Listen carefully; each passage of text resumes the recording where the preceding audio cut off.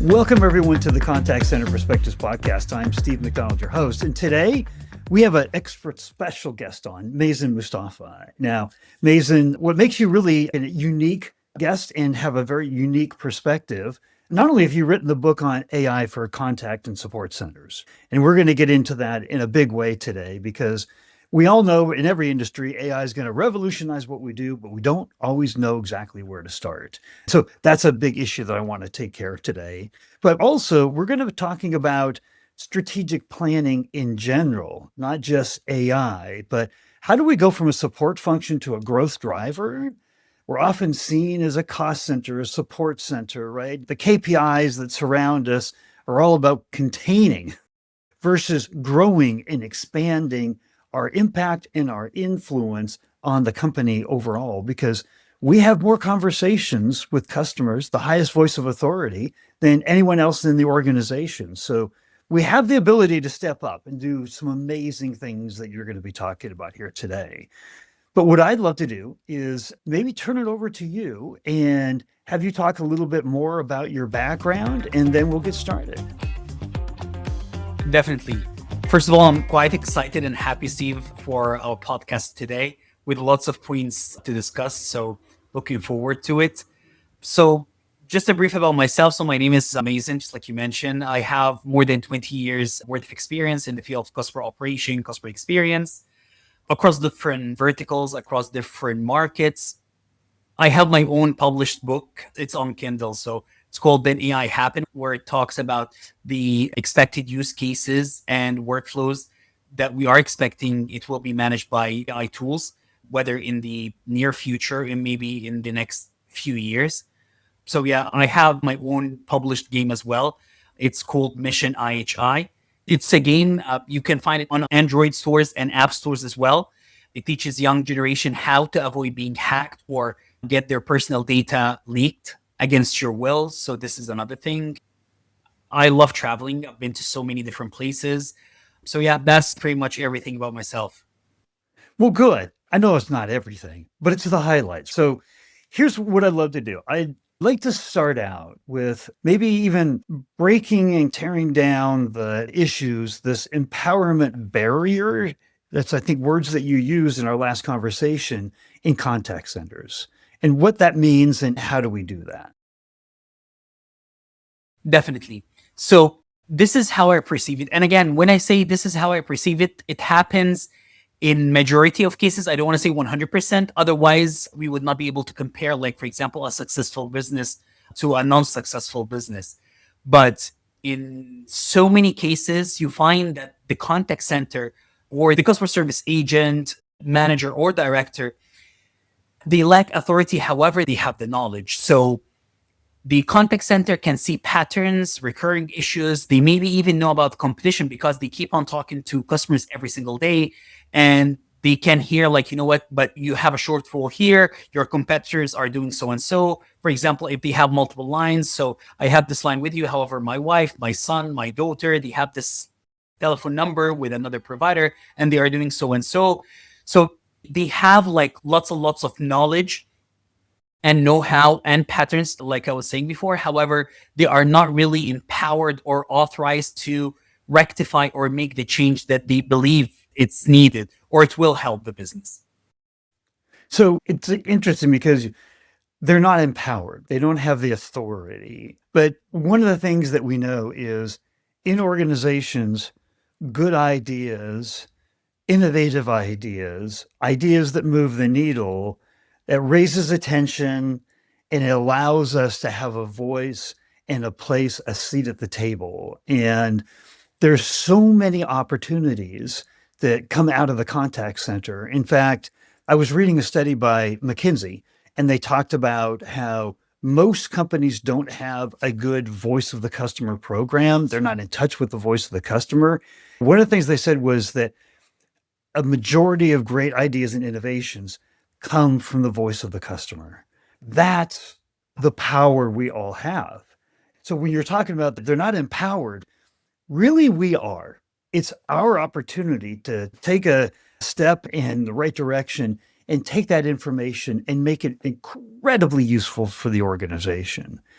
Why isn't that happening in your mind more today? Well, I guess multiple reasons. So one is you have this hierarchy bottlenecks. For some reason, the contact center as a division or a department or unit, it's not as equal as other divisions within the hierarchy of the company. So for example, you can have finance, you can have accounting, you can have product, you can have tech. But usually the contact center or the customer service team, maybe it's because of the label, which is something I will come to later, because the contact center is labeled as a supporting function. But usually, whenever you have a contact center, when I say it's not empowered, it's usually covered with a layer of approvals. So, for example, just like you said, voice of the customer, we have the best ideas. We are in touch of we call the customer pulse. So you technically know what does the customer need, what does the customer want, what's our weakness, where do we have the majority of our shortfalls. However, again, you need lots and lots of approvals, buy-ins from other divisions just to get your idea pushed through. And again, I don't want to say like the contact center division or department is the only department that goes through this, but let's say it's not as equal as other divisions. Other divisions can go way faster in the approval cycle compared to the contact center. So, it's interesting. I was a part of a big study and talked to just a ton of C-suite executives and asking them what they thought their largest challenges were to creating long-term sustainable growth. And the number one challenge was internal. And we tend to think about our greatest challenges. We point to our competitors. We look at trends and things that are happening in the marketplace, but we don't point to ourselves. And what I'm taking away from your conversation here so far is that we are our greatest challenge of being seen as a support center, as a cost center. If we don't stand up and take our rightly seat at the table in terms of representing the customer, and whether that's feedback on the new product launch, whether it's sales, the marketing campaign that just rolled out, right? Pricing, so much we have feedback on that it's incumbent upon us. If we don't look at ourselves as valuable, who else will? So I'd love to hear, how do we stand up, like proving the contact center value to senior leadership? How should we do that? What are the steps that you would recommend that we take? I love the question. So I guess, just like you said, it's the case of rather than the contact center leaders pointing fingers to other divisions, there are several actions that we need to do internally and change of mindset and direction in order for us to be able to change the label of supporting function or the fact that we are cost center, not revenue center. I guess the number one is revisiting our current KPIs. So traditional metrics are not enough. Like when you go to a C-suite, just like you said, or a CEO, and you tell them, you know what, the HT is going down. Honestly, they couldn't care less if they tell them that the first response time or their SLA is like 99%. Well, okay, I'm paying a lot of money, so it should be 99%. But again, this is not really what they are interested in hearing. You need to connect your own KPIs and build your own KPIs in a way that you can actually relate it to revenue generation or cost saving with actual numbers, not intuition, not aspiration, but with actual figures. Speaking of studies, there was this one study that was published by Forrester, I guess 2023. They didn't publish the name of the company, but they mentioned that for one of the O2 manufacturers in the US, if their NPS score, their customer experience scores went up by 1%, it equals in revenue $1 billion. They did this exact same study for O2 and home insurer, and they mentioned that this 1% would equal $370 million. So it's not just a matter of, you know what, I want my customers to be happy or I want my customers just to be satisfied for this, but it's because there are lots of dependencies, whether revenue or cost saving or opportunity to upsell and cross sell, whenever you link your KPIs as a contact center to revenue generation or mainly revenue generation. I would put it this way. Yeah, it's so important when you're CEO or CRO or anybody in the C-suite, when they're talking, we have to understand their language. We have to understand the KPIs that are important to them. When they go to their boss, which is the board, nobody comes in and says, hey, how's that average handle time coming? They're looking at how's this quarter's quota? What does next quarter look like? They want predictable growing revenue.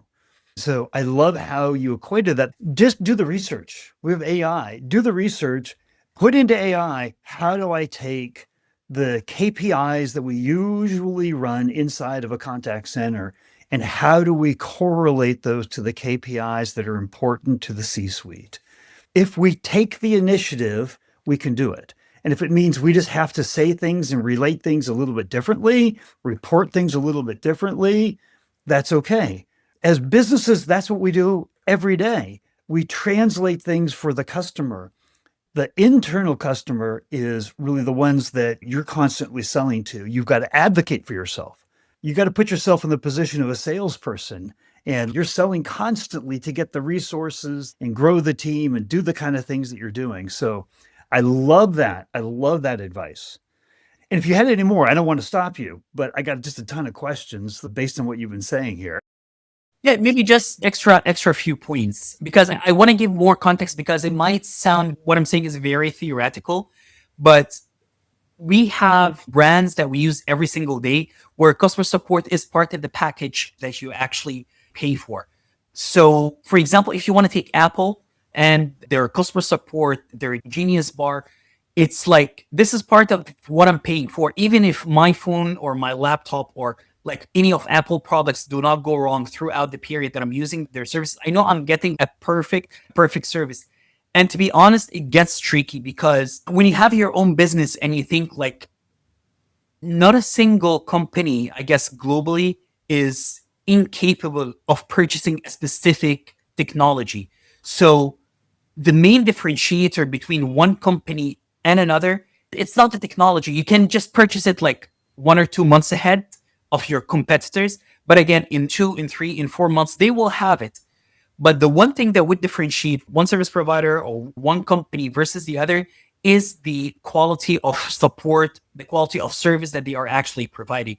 And again, it can reflect in so many different studies, but the reason I just don't want to use too many references, because I want to make sure that we can relate to this from our day-to-day operations. But I remember this one study that I once read, and again, it's published this year, so it's recent. And when I say it's published this year, is because everyone thinks that the AI and the technology is what people are after.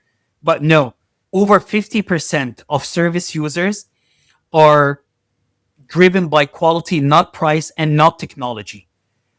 And 60% make their purchasing decisions based on the quality of service that they are receiving. So again, it's not a matter of technology.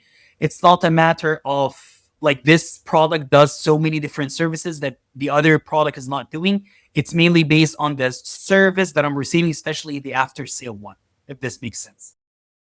Yeah, the service is one of the biggest components of a CX strategy, right? Before we get down that path, because I definitely want to go into the components of how we build basically a plan. And I think that's a good kind of segue, is that you got to build a business plan, is your perspective. That came out of our last conversation. Like a CEO builds a business plan for the business itself, you're talking about creating a business plan for the contact center. And that's really unique. And I love it, but I'd love to hear a little bit more about what you're thinking and what's behind that. Definitely. I guess I will refer to what you mentioned earlier, which is we need to start with ourselves. So right now, one of your main stakeholders is the board or the CEO, someone with the authority and power to take a decision, approve the budget, so on and so forth. So in order for you to be able to get their buy-in, you need simply to think like them. And just like you said, you relate your KPIs to the company's KPI. So things like you need to have for your own department, the contact center, you need to have your own vision, your own strategy, your own long-term value. What value are you bringing to the table? In other words, you need to treat your contact center as independent business unit. So it's as if it's a product. So right now, for example, if I have a contact center, how can I make this contact center generate revenue or save cost? And again, it comes in so many different packages, techniques, workflows. Contact center, it's where people are reaching out either for something as simple as a quick transaction. So I want to make a payment. I want to do something very, very, very specific. And it's transaction. It's not a complaint or anything. And sometimes you receive complaints, escalations, dissatisfied inquiries, so on and so forth. But again, it's a very good opportunity where you can run your own, let's say, survey, questions. You can get the customer insights. You can get their inputs. You can get their pain points. If you even want to launch a new product from scratch, you have a huge pool of users that they can actually tell you, you know what, I would love to buy this because it would help me with that. No, I would like to buy this, but you need to do these tweaks here and there. So again, treating your contact center as a separate unit where you need to have a budget. The budget is justified with proper staffing, proper technology, proper training. What's the ROI that the business is getting? And how can we measure it? And again, when I say how can we measure it, it's not the contact center traditional KPIs, but we're talking about churn. We're talking about, for example, can we compare the spending habits of satisfied customers versus dissatisfied customers? You need to create your own metrics and KPI that, again, you can relate what you are doing on the day to day to what the CEO is looking for.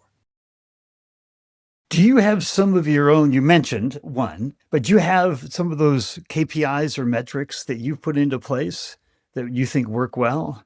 Definitely. I guess the churn is the best one because a customer can leave for so many different reasons, like whether better offer, bad service.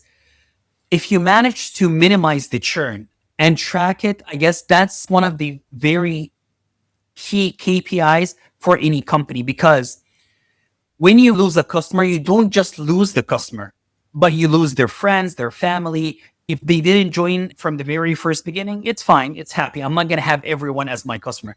But if they used to be your customer and then they left, they have a reason. And when they leave, they will take some other customers with them, whether, again, their friends, their family members. They might even recommend the new service provider or the new product that they have purchased to others. So it's a big deal if you have a problem or a challenge with churn. And if you can minimize your churn, I guess that would be like the cornerstone for your achievement as a contact center leader. You know, to accentuate that, I think you're absolutely right. Every CFO and CEO is going to understand very well, and they track their net recurring revenue. I think it was Forrester. You mentioned Forrester came out with a different study in 2003, and they said that 73% of new annual revenue should come from existing clients. So the idea that you not only have existing revenue there, you have revenue expansion opportunities that are more significant, should be more significant than the new logo development that we're even doing out of sales. So churn ruins all of that. Churn is the worst impact on NRR. So those are the kind of things. I love bringing this up and how you're doing this, because you're starting to say, I'm thinking like a business person. I'm thinking like a leader of the company that is protecting growing revenue. And churn is one of the cancers that does that. Now, part of that is increasing our efficiencies too and getting more done.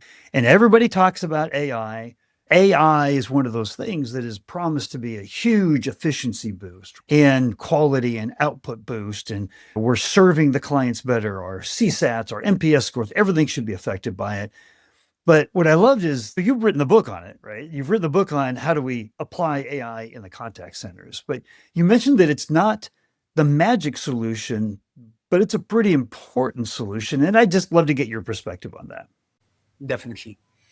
Maybe also when we had our discussion before the podcast, when we talked about AI is having this hype and trend where we're expected it will do like magic and resolve all of our problems with zero effort.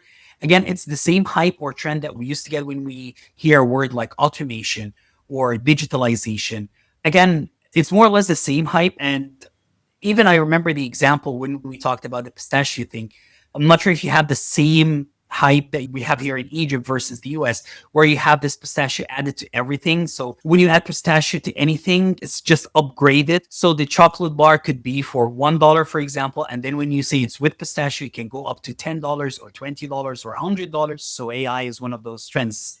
But again, with this being said, I'm not saying that AI is not a game changer. It's a huge game changer, but it's not a game changer in the way we think it is. Because working or using the AI, it requires the proper normal infrastructure that you would have in any good contact center anyway.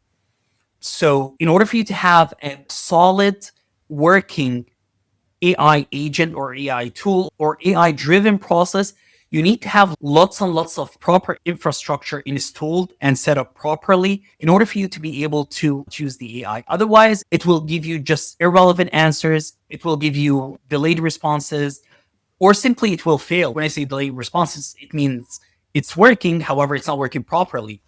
I ran a report, I guess, 6 months ago, saying that 80% of AI projects fail. Like they don't even go live. But again, it's because of the hype and everyone is talking about it every single day. And you keep on seeing competition between different countries, between different companies. Like, you know what, this AI agent can do so and so, and you can change your photo to look like this celebrity, for example. Again, these are all trends, but the AI itself doesn't work the way that people or decision makers or a CEO would think it should work. And in order for us as contact center leaders to be able to use the AI, again, we need to do the basic, the manual, the traditional work properly. So things like having the proper process mapped. This is a very, very important thing. You need to have your own processes mapped, documented, well designed with edge cases, because again, the AI is like a very smart agent.